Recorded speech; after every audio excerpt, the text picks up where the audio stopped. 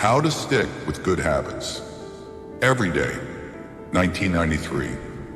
A bank in Abbotsford, Canada, hired a 23-year-old stockbroker named Trent Dursmid. Abbotsford was a relatively small suburb, tucked away in the shadow of nearby Vancouver, where most of the big business deals were being made. Given the location and the fact that Dursmid was a rookie, nobody expected too much of him. But he made brisk progress thanks to a simple daily habit. Dursmid began each morning with 2 jars on his desk. One was filled with 120 paper clips. The other was empty. As soon as he settled in each day, he would make a sales call. Immediately after, he would move 1 paper clip from the full jar to the empty jar, and the process would begin again.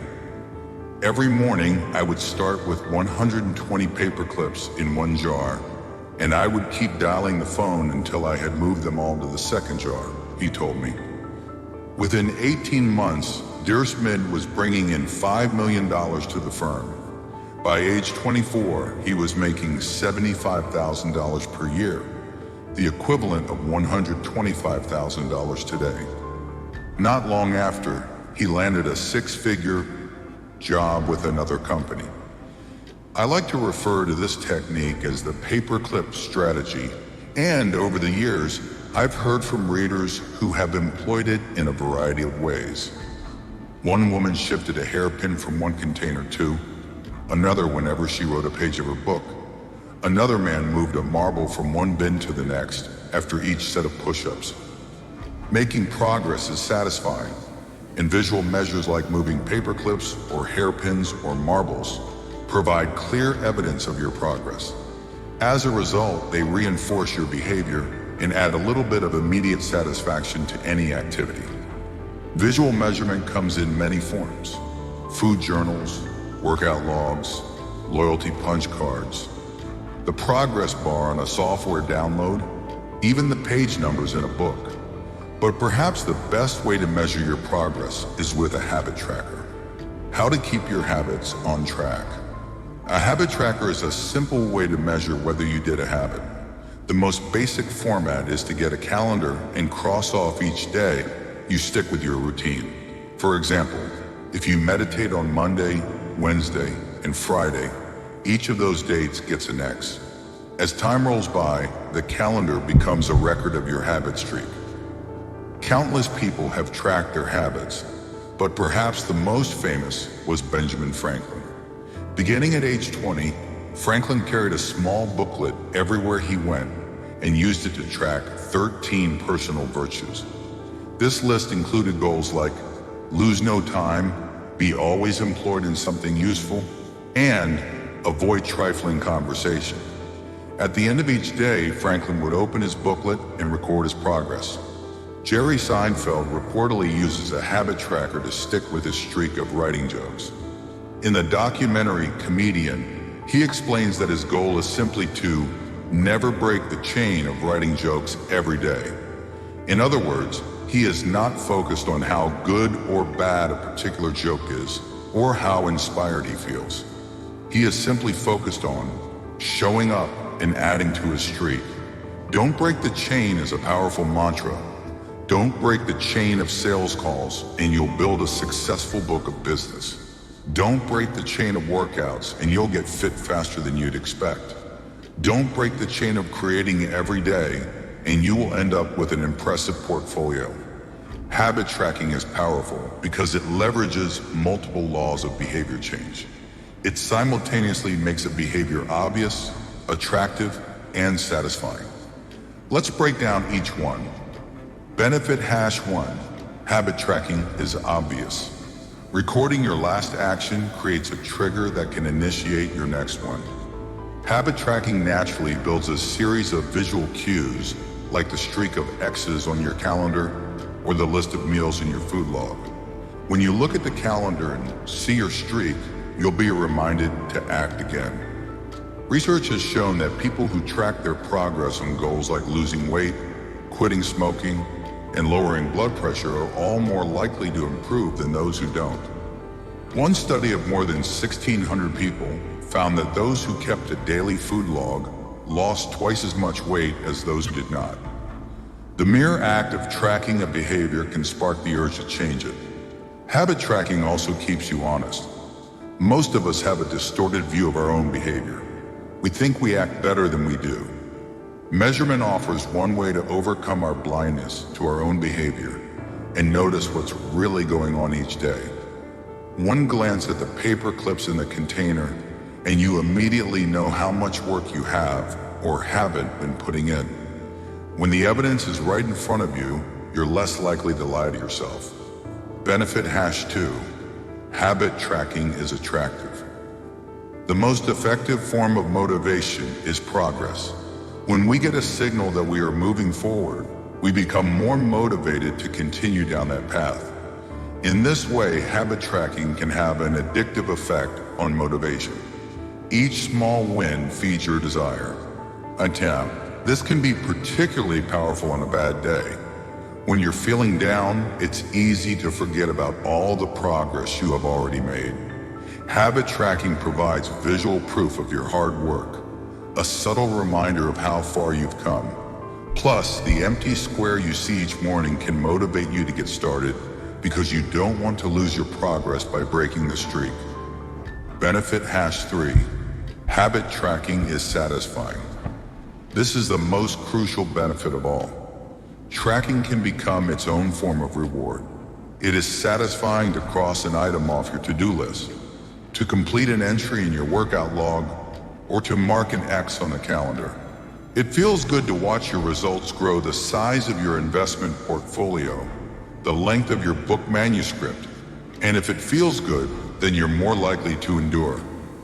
Habit tracking also helps keep your eye on the ball.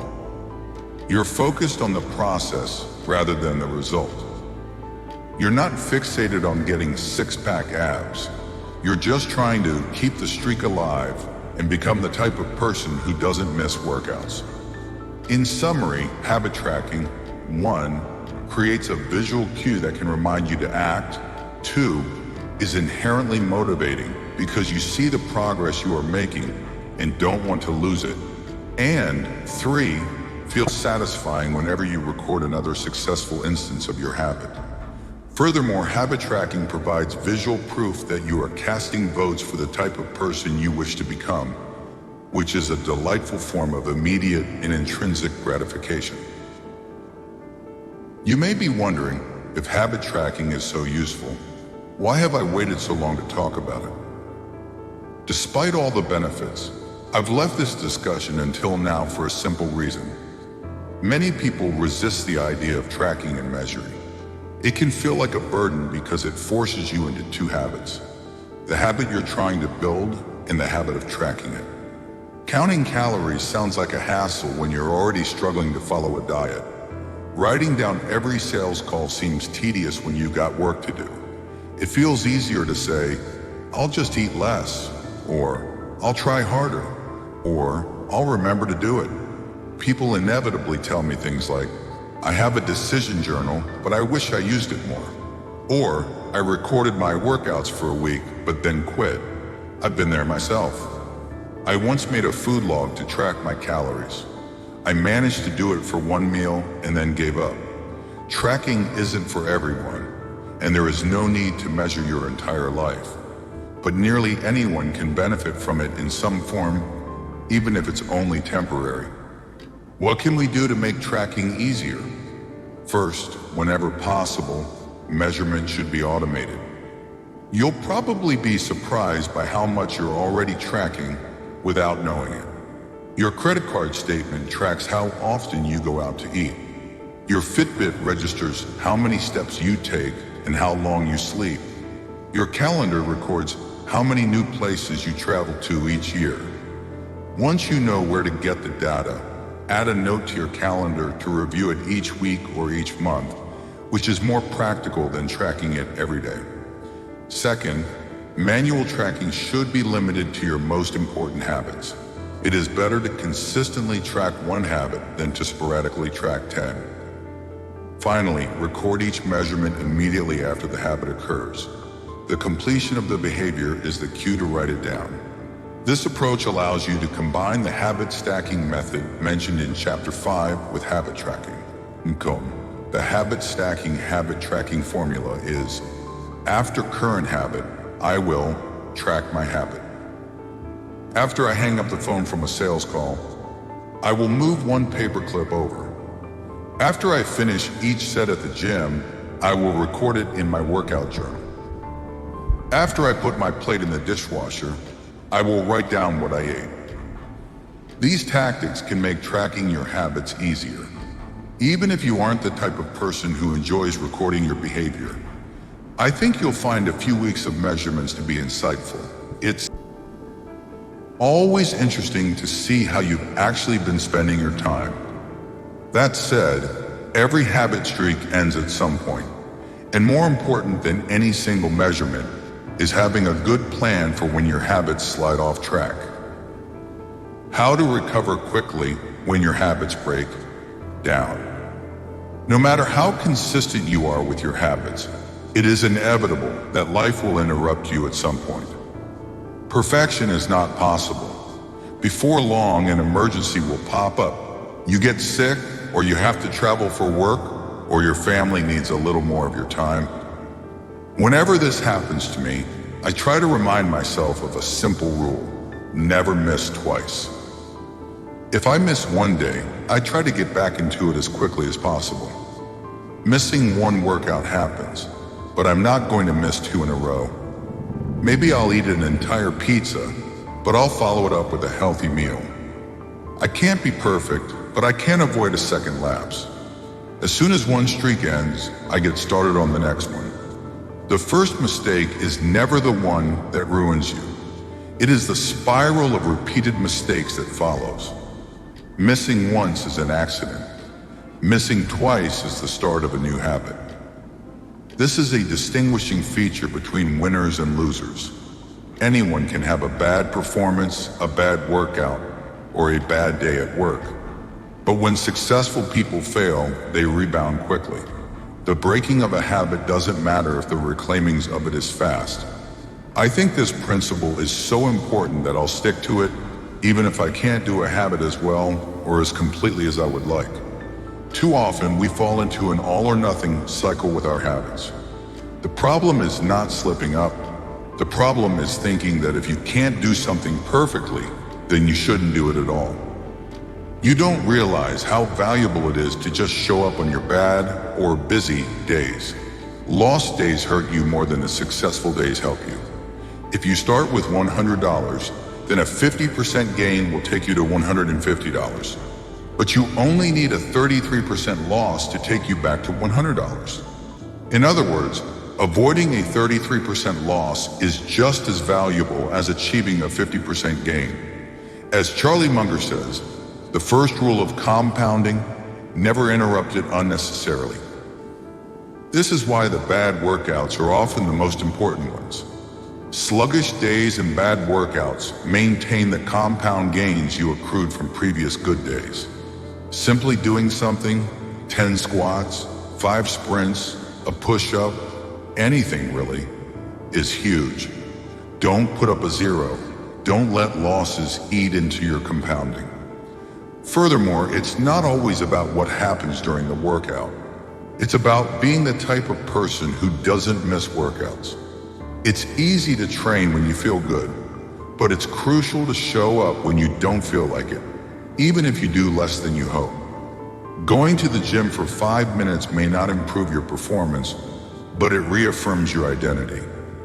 The all-or-nothing cycle of behavior change is just one pitfall that can derail your habits. Another potential danger, especially if you are using a habit tracker, is measuring the wrong thing. Knowing when and when not to track a habit. Say you're running a restaurant and you want to know if your chef is doing a good job. One way to measure success is to track how many customers pay for a meal each day. If more customers come in, the food must be good. If fewer customers come in, something must be wrong. However, this one measurement, daily revenue only, gives a limited picture of what's really going on. Just because someone pays for a meal doesn't mean they enjoy the meal. Even dissatisfied customers are unlikely to dine and dash.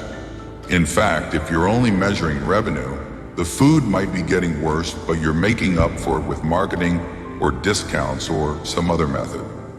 Instead, it may be more effective to track how many customers finish their meal, or perhaps the percentage of customers who leave a generous tip. The dark side of tracking a particular behavior is that we become driven by the number rather than the purpose behind it. If your success is measured by quarterly earnings, you will optimize sales, revenue, and accounting for quarterly earnings. If your success is measured by a lower number on the scale, you will optimize for a lower number on the scale, even if that means embracing crash diets, juice cleanses, and fat loss pills. The human mind wants to win whatever game is being played. This pitfall is evident in many areas of life. We focus on working long hours instead of getting meaningful work done. We care more about getting 10,000 steps than we do about being healthy. We teach for standardized tests instead of emphasizing learning, curiosity, and critical thinking. In short, we optimize for what we measure. When we choose the wrong measurement, we get the wrong behavior. This is sometimes referred to as Goodhart's Law. Named after the economist Charles Goodhart, the principle states, when a measure becomes a target, it ceases to be a good measure. Measurement is only useful when it guides you and adds context to a larger picture, not when it consumes you. Each number is simply one piece of feedback in the overall system. In our data-driven world, we tend to overvalue numbers and undervalue anything ephemeral, soft, and difficult to quantify. We mistakenly think the factors we can measure are the only factors that exist. But just because you can measure something doesn't mean it's the most important thing. And just because you can't measure something doesn't mean it's not important at all. All of this to say, it's crucial to keep habit tracking in its proper place. It can feel satisfying to record a habit and track your progress, but the measurement is not the only thing that matters.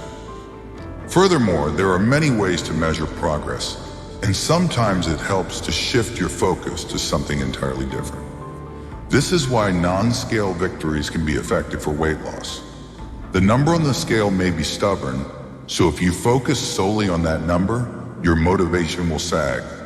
But you may notice that your skin looks better, or you wake up earlier, or your sex drive got a boost. All of these are valid ways to track your improvement.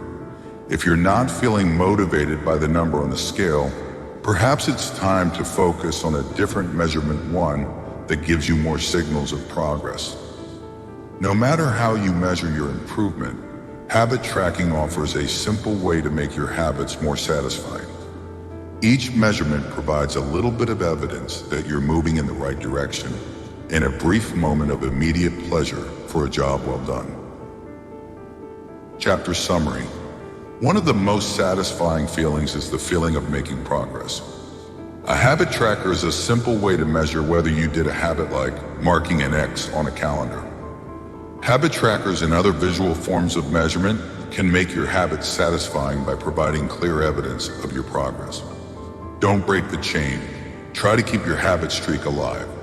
Never miss twice. If you miss one day, try to get back on track as quickly as possible. Just because you can measure something doesn't mean it's the most important thing.